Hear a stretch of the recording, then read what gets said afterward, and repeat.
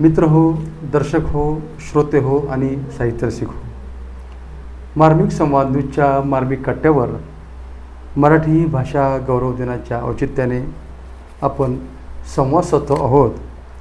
भाग्यविधाता या काव्यसंग्रहाचे कवी, आमचे मार्गदर्शक, ज्येष्ठ सन्मित्र आणि गुरुवर्य प्राध्यापक नागेश सिंगन सर यांच्याशी. सिंगन सर, तुम्हीही कवी आहात, तुम्ही ज्येष्ठ कवी आहात. आम्ही कविता करतो आहोत. कविता करत असताना सामाजिक अवलोकन आपलं सुरू असतं. आपल्या सर्जनशील मनामध्ये काही अवलोकन करतो आणि सर्जनशील मनातून सृजनशीलता निर्माण होते आणि 4 ओळी, 8 ओळी, 16 ओळी या ओळीमधून आपण कविता लिहितो. परंतु अशा कोणत्या विशेष समस्या आहेत की ज्या समस्या पाहून तुमचं मन द्रवलं, तुमच्या मनाला यातना झाल्या आणि त्यातून काव्यशब्द कागदावरती उतरले? तर अशा कोणत्या कोणत्या समस्या आहेत किंवा कोणती मूल्ये आहेत?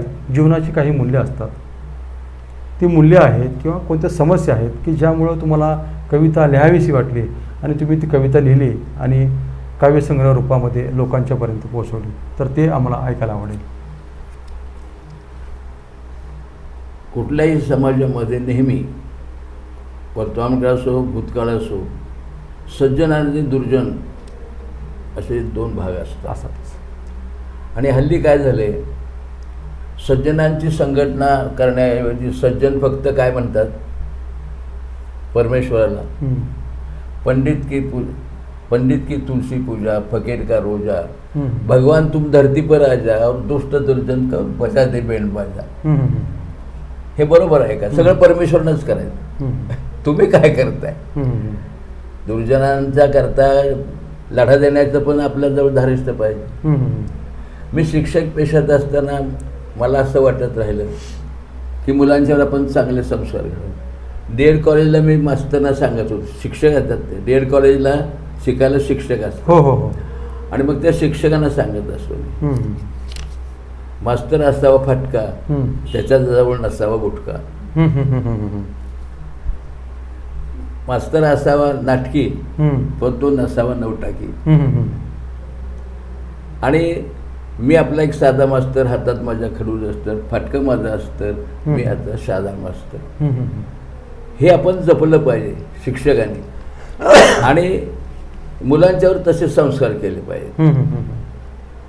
समाजावर जसं आपल्याला वाटतं तसं तुम्ही मुलांना अगोदर घडवा, विद्यार्थ्यांना घडवा. कारण हीच पिढी पुढं भविष्यामध्ये चांगलं शिकवलं, राष्ट्राचे आदर्शस्तंभ होणार आहेत आणि समाज चांगला घडणार आहे, असं मला वाटतं.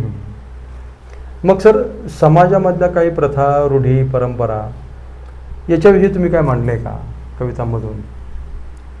याच्यामध्ये विशेषतः हुंडाबळीची प्रथा, ही प्रथा बरोबर नाही असं मला जाणवलं.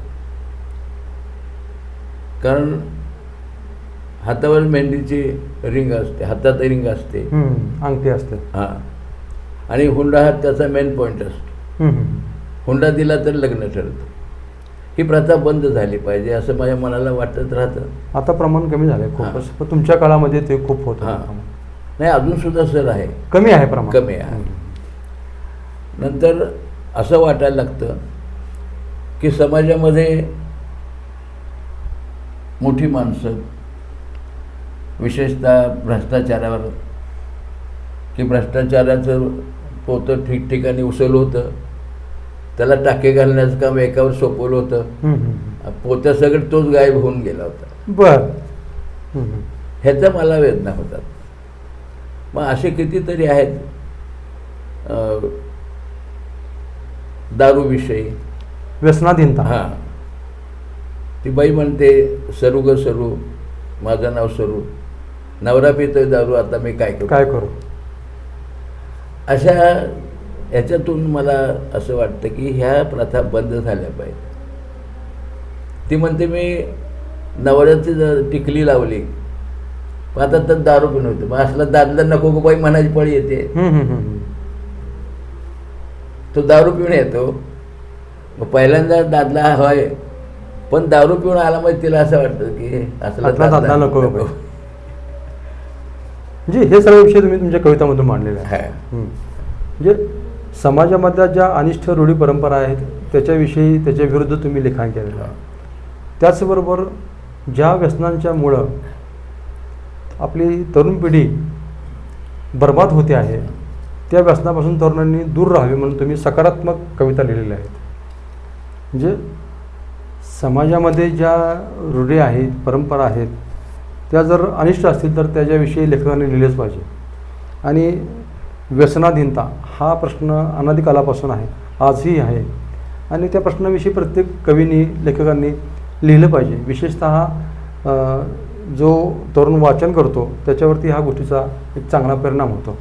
आणि अशाच चांगल्या सकारात्मक दृष्टीने तुम्ही जे लिखाण केलं आहे ते वाचकांना खरोखरच पावत आहे. खूप खूप छान सर, धन्यवाद. थँक्यू. 7 जन्माच्या गाठी अखंड सौभाग्यासाठी या ब्रीदवाक्यासह पंढरपुरातील भव्य Divya Padmanabha palace multipurpose hall आपल्या सेवेत. आकर्षक आणि प्रशस्त मुख्य हॉल, जेवणासाठी स्वतंत्र डायनिंग हॉल, पाहुण्यांसाठी आरामदायी राहण्याची उत्तमोत्तम सोय, तसेच मोठी आणि सुरक्षित पार्किंग व्यवस्था, सर्व काही एकाच ठिकाणी. तुमच्या कार्यक्रमासाठी A to Z पॅकेजची खास सुविधा, सजावट, केटरिंग, लाइटिंग आणि संपूर्ण व्यवस्थापनाची जबाबदारी आमची. तुमच्या आनंदाच्या क्षणांना भव्यतेची जोड द्या. आजच बुक करा. Padmanabh palace multipurpose hall, Pandharpur.